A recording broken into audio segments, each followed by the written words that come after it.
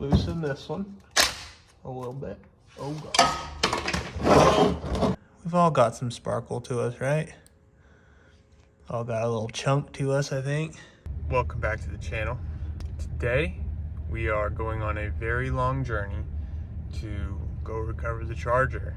She's been left in Oklahoma for quite a while now, left abandoned. I did it all over again, but today is the day that we leave North Carolina, head to Oklahoma. This video is going to be super cool because we are going to be completely going over the Charger again, getting it ready to go. You guys are going to meet my Camaro, and we're going to load it up, and we're going to drive the Charger all the way back, load the Camaro up. My good buddy Bryce is meeting us up in Oklahoma, and we're going to make a long haul back. So super excited about it. Haven't had the Charger in a long time, and I'm excited to get back on that car and continue on that project, get that build done. So we're in the truck right now. It's about 3 o'clock in the morning, and got all the snacks, got the Yeti full of sandwiches and waters and energy drinks, and ready to hit the road. So I'll keep you guys updated along the way, and see you in Oklahoma before we know it.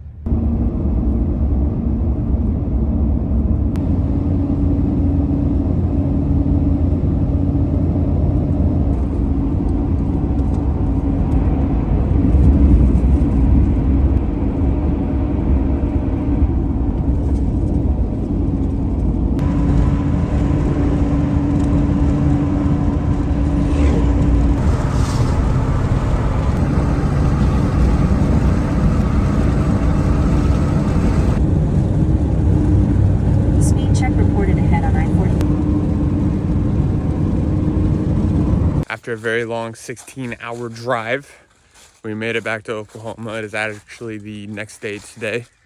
Boys, we got the arsenal.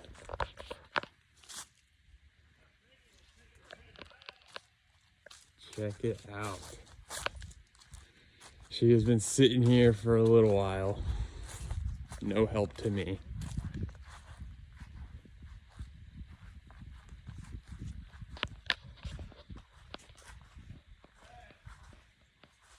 Gosh, she looks good though. It's dug itself a hole. With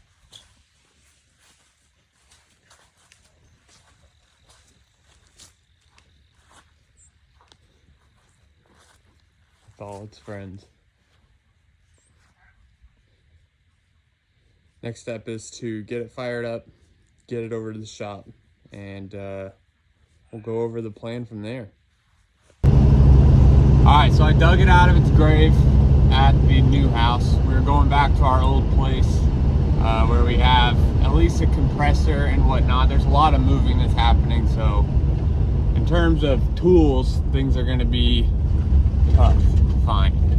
But first impressions driving it since I've left it, it is scary to say the least. This front end, I don't know what's going on with it. It's pulling really bad.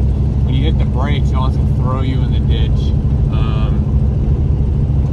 We're gonna drive about 20 miles an hour on the back roads back to the house, and I just wanted to get a feel for it and see what the heck is going on. Oil pressure gauge isn't working anymore.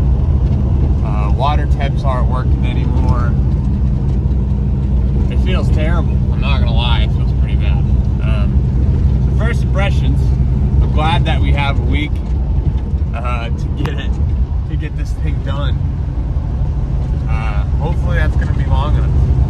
You guys haven't even seen the Camaro yet. But I wanna get this phone out of my hand and so I can pay attention to the road. Once we get home, we'll get it in the garage and start diving into this thing, seeing what the heck is going on with it.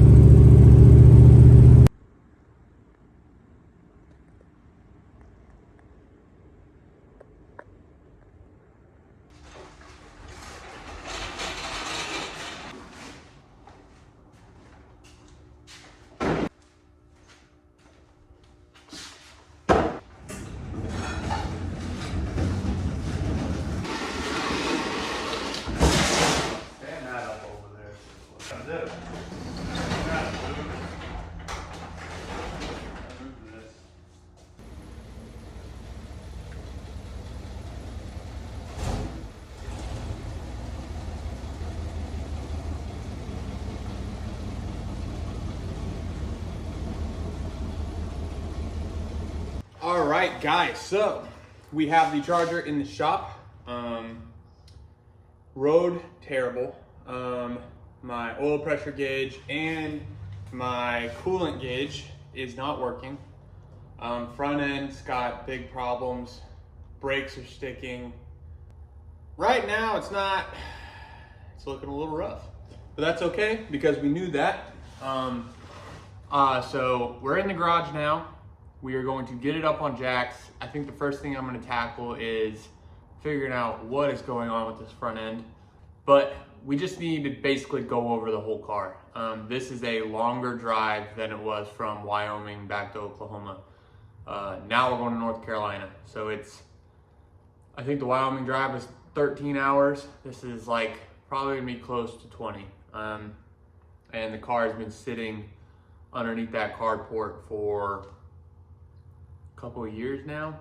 It's been a lot of change for us, a lot of change, good change, but God's moved us in crazy ways here lately, and unfortunately the Charger just wasn't moving around with us. You know, I brought it here and then things kind of got nuts, and we've been all over the place since. So super blessed, but unfortunately the Charger's paid for a little bit of this hecticness, so, which is fine.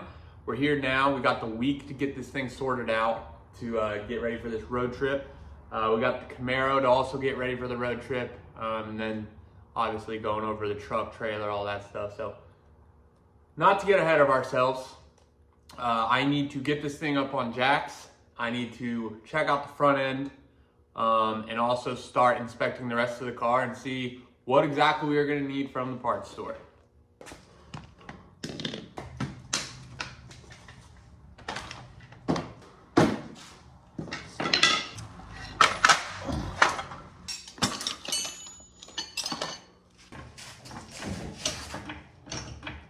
A big test. Missing a lug nut, so that's good.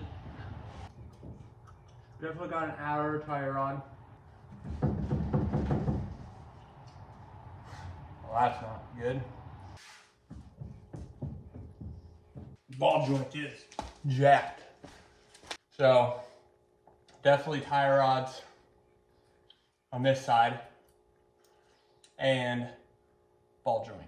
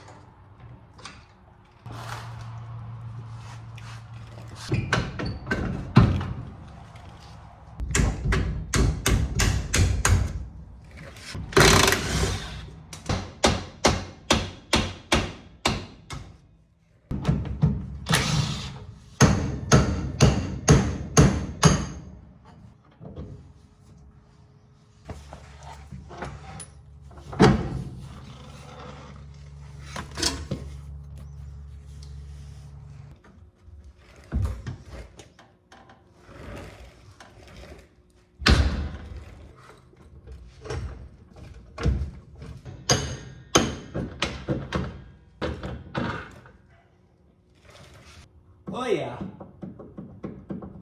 pretty bad. My strategy here for this is to do the least amount possible.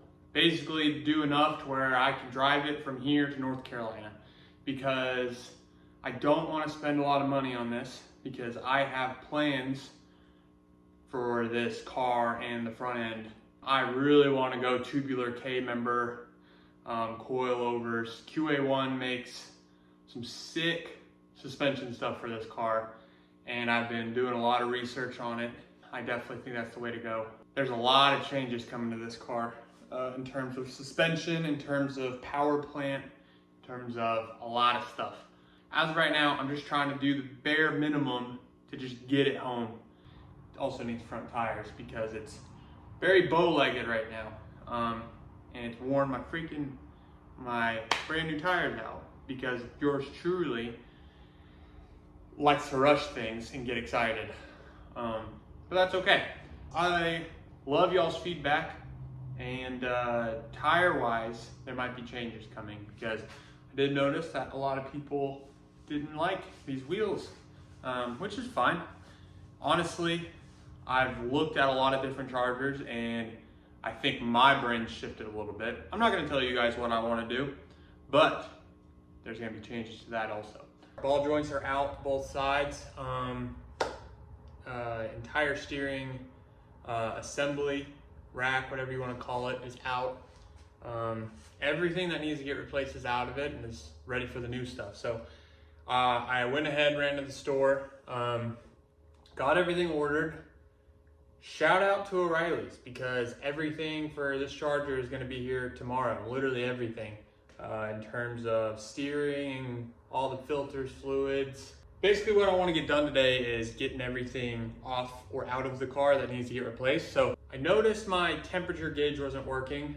After further examination, it's not moving coolant. Which, if you guys watched the previous videos, and if you haven't, make sure to go watch those because they're cool and all this will make sense. I replaced the radiator. I had it redone, so it was boiled out, flow tested, like pretty much brand new radiator now. And I noticed that it wasn't flowing any coolant. None of the hoses had coolant in them. So I don't really know what's going on with that. And my guess, it's gonna be thermostat, and that would make sense why it's not reading on the gauge either.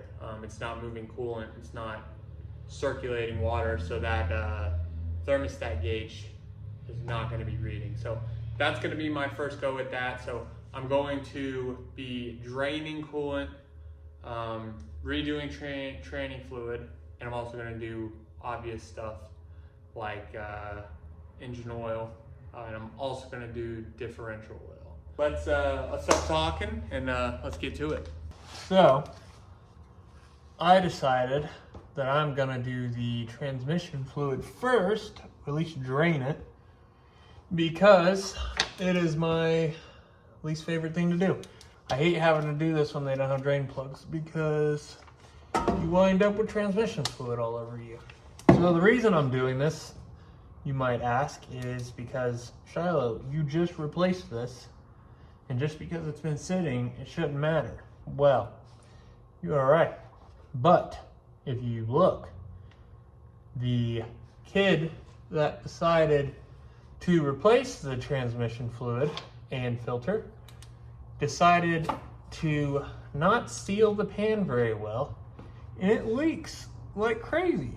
So, because of improper installation, the kid gets to do it all over again and make a huge mess. And hopefully he will learn from his first mistake and not do it again. Also, if you guys have noticed, I got some sweet new tools. I've moved up in the world and finally decided that I wanted to get some real tools instead of doing things the hard way. And I know there's some people out there that are like, hey man, stick to your roots. You know, why move up? Well, because it makes life a lot easier. And I got some friends that let me borrow their tools. And after that, I have not been able to go back. So hey, shout out to DeWalt. They don't sponsor me, but y'all are the goats because you make some good tools. And you Milwaukee guys, if you have anything negative to say about that,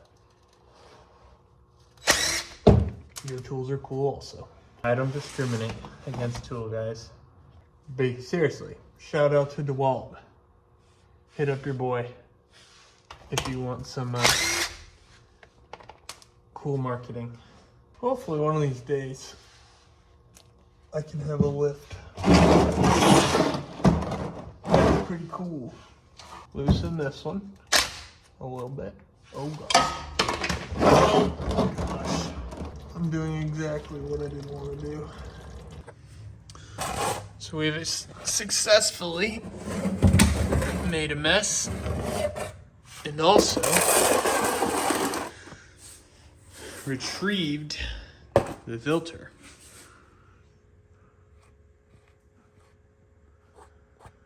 This is actually, I haven't looked at this before I got on my video. I promise this is not staged. What is that? Shoot. There's a lot of sparkly in this.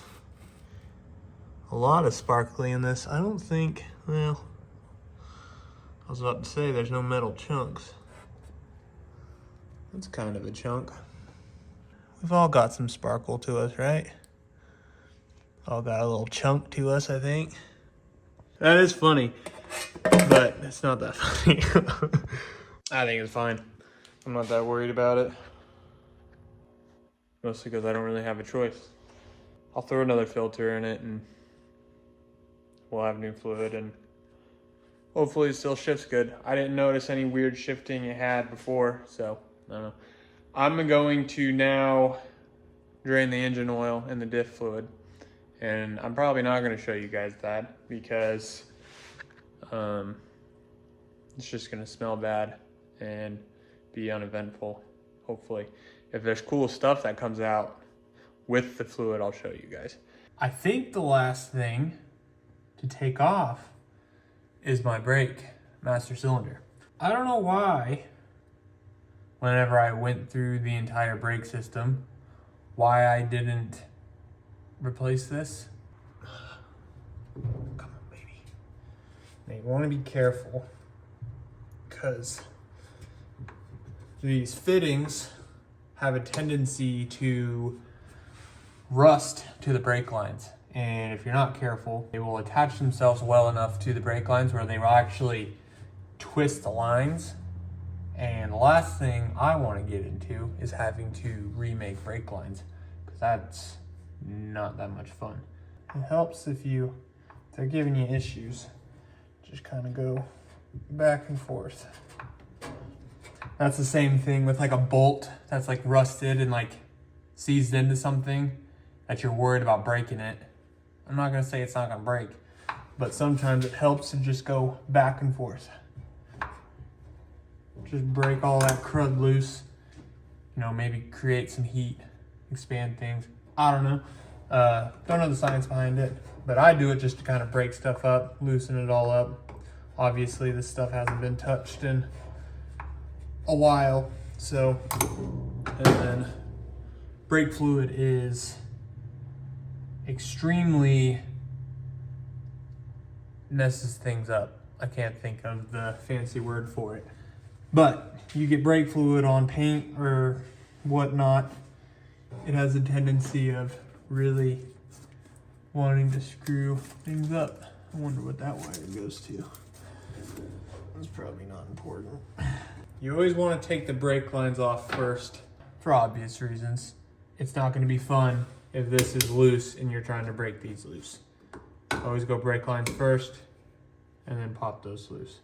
Every time I drive the car now, I've noticed when I hit the brakes, the pedal's like sticking to the floor. So I think the plunger or the hydraulic, I think it's a plunger, the hydraulic plunger that's within this master cylinder is sticking. You know, the fact that I have to let off, like I have to almost like get my foot underneath the brake pedal and pull it back to get it to quit braking, which is no bueno. You don't want that. These DeWalts are powerful suckers. And will just rip stuff off. They almost work too good. But yeah, 4 bolts, brake lines. I didn't take the brake fluid out of it. I just leave the cap on. Pop her off. And there it is. All right, y'all. So that is going to be a wrap for this video. We got it in here, got her blown apart, and it's good. As long as these parts show up tomorrow, I think we can get a lot of stuff done tomorrow. I think we can get a lot of it put back together tomorrow. But I'm gonna wrap this video up right here. Super appreciative of you guys and watching the videos, leaving your comments, your thoughts down below. You know, one thing that I don't express enough is just how blessed I am here on this side. And not just for the channel, not for the car, but just in general. You know, I take my faith very seriously. And, you know, during this time away from YouTube and doing all this stuff, my family has been taken care of, and we've been shown time and time again that God's got our backs. And you know, getting back to this, you know, feeling the pull back to this, I'm just super grateful for it. I'm super grateful for you guys. I'm super grateful for the people, the jobs, the cars, the situations that God's put in front of us, and how we've been provided for. You know, if anybody ever has questions or tips or direction for me in anything cars,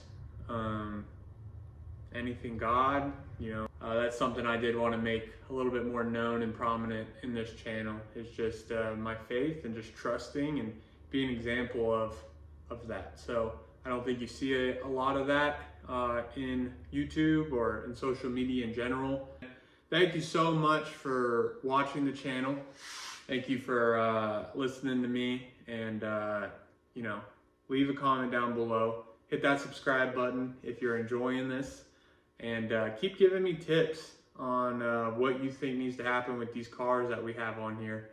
There's a lot more stuff coming. A lot of stuff for this car. We have more cars, projects coming that are on the way. I'm good at keeping secrets from you, not my wife. But guys, thank you.